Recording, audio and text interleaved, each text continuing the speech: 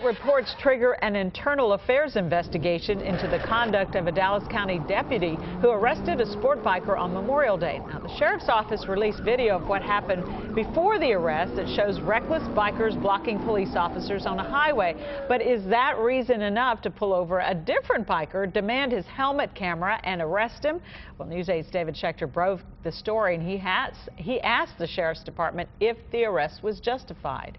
He didn't want to help. Don't you have to have a warrant for that kind of evidence? Well, when David didn't get a response, he didn't stop looking for an answer. And David's live in downtown Dallas this evening. So, David, what did you find out ultimately?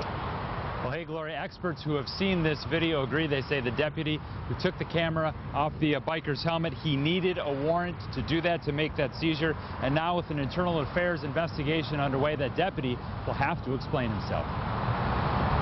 On Memorial Weekend, this sheriff's dash cam video shows how stunt bikers taunted and antagonized officers, slamming on their brakes and blocking their path.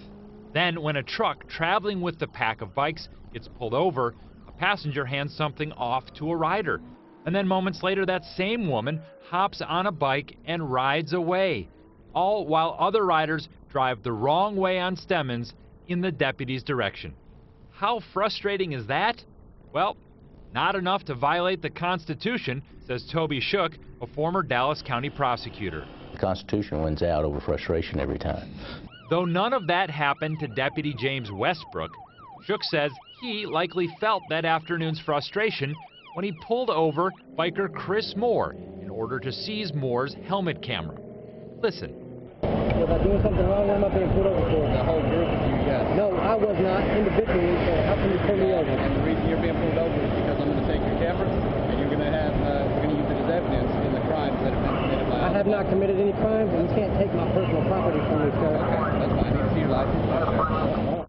Westbrook later arrested Moore for a concealed license plate.